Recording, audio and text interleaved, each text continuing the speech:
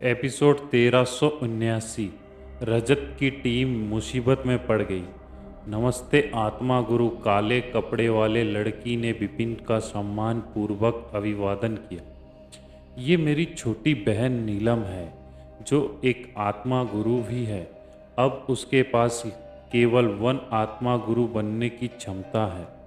हालांकि उसे आत्मा गुरु संप्रदाय द्वारा अनुमोदित किया गया है, रजत ने परिचय के रूप में कहा। विपिन ने लड़की की ओर देखा और कोई जवाब नहीं दिया। क्या तुम वापस शहर जा रहे हो? मास्टर रजत ने पूछा। विपिन ने सिर हिलाया। तो हम भी सीधा साथ जाने के लिए सोचते हैं। विपिन को रजत और नीलम की आंखों में किसी भी तरह का उत्साह महसूस नहीं हुआ। विपिन जानता था कि क्या वे चाहते थे कि मैं नीलम को आत्मा शक्ति कौशल सिखाऊं। विपिन ने सोचा, आखिरकार पूरा तियानलिंग मिस्ट्री लैंड के लेवल 2 पीक सोल मास्टर का संख्या सीमित थी। यहाँ उससे सीखने का एक मूल्यवान अवसर था। ठीक है, विपिन ने निमंत्रण स्वीकार कर लिया। आखिरकार उससे रजत से तियान मिस्ट्री लैंड के बारे में और अधिक जानने में आवश्यकता थी, इसलिए वे निकल पड़े।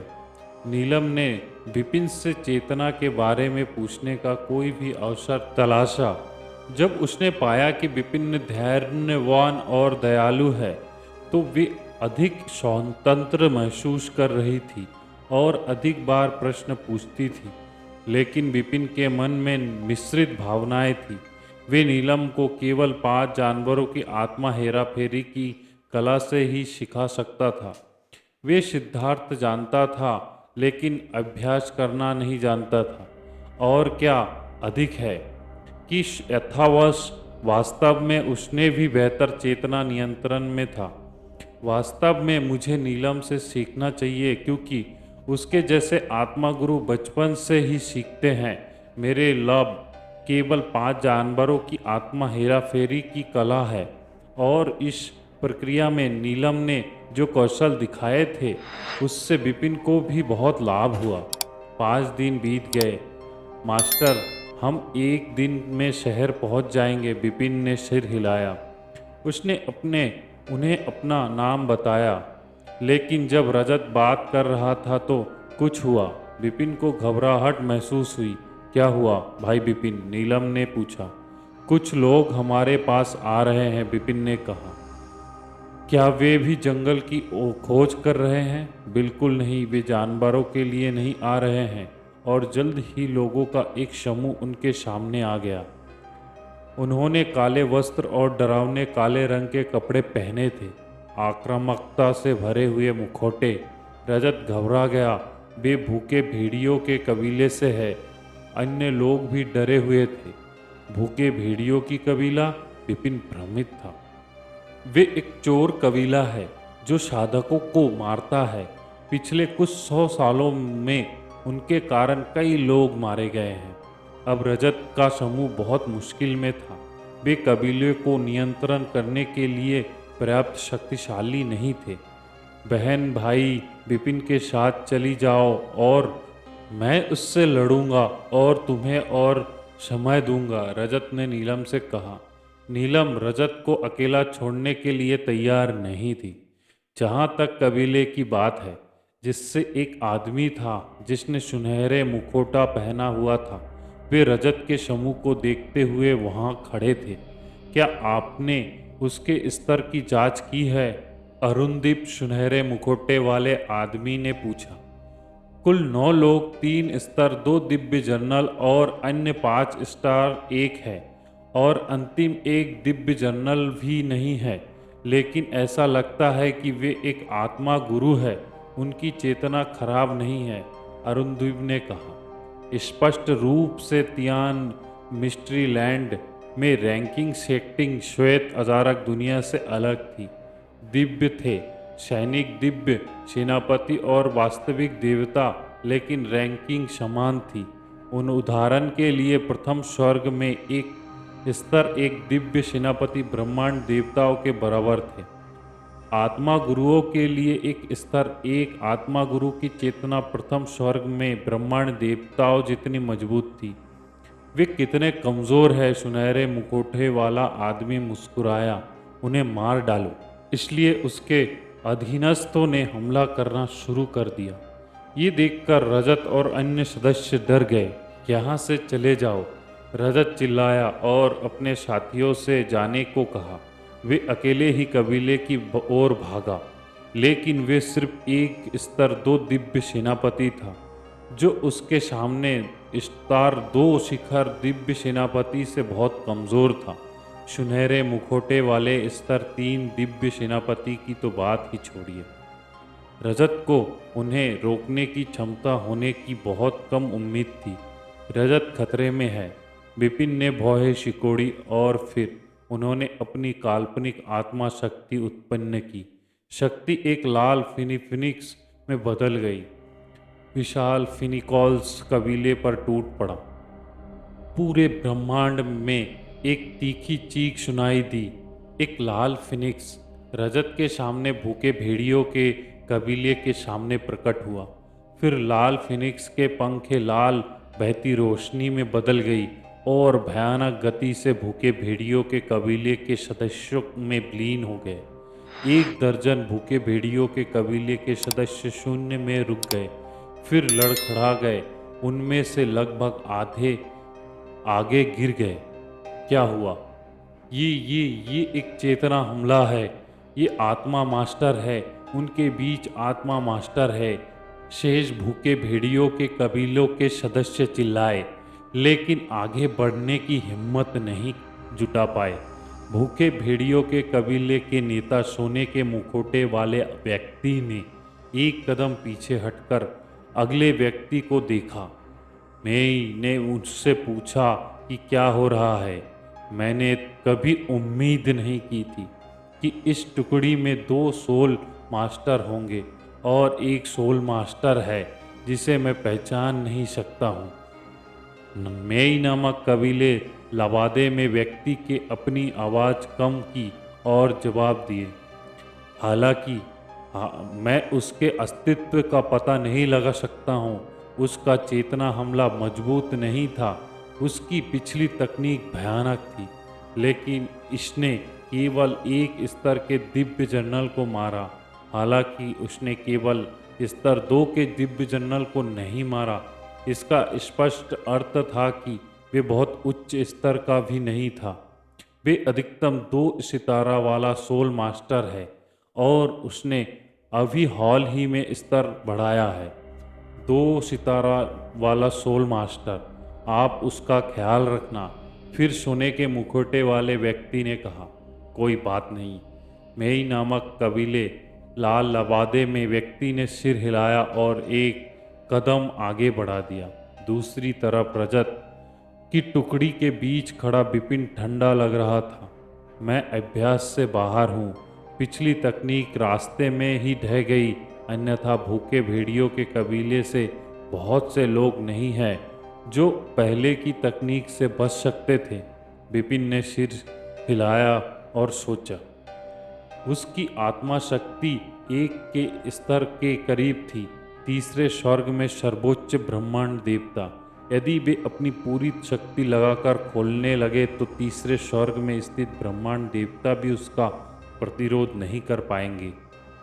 भले ही ये समूह हमला हो, लेकिन ये कुछ ऐसा नहीं था जिसका सामना कोई दूसरा स्टार का जनरल भी कर सके। हालांकि जब लाल फिनिक्स ने हमला किया तो उसने केवल पहले स्टार के दिव्य जनरल को ही मारा। हाँ, विपिन ने अपना सिर उठाया। उसने पहले ही काले लवादे में मेई नामक व्यक्ति को अपनी ओर आते देखा था। मैंने अभी उम्मीद नहीं की थी कि आपके छोटे दल में कोई 2 सितारा सोल मास्टर, मुझे आश्चर्य है। 2 सितारा सोल मास्टर का नाम क्या है? मेई ने पूछा। विपिन चौहान, उन्होंने तुरंत उत्तर दिया।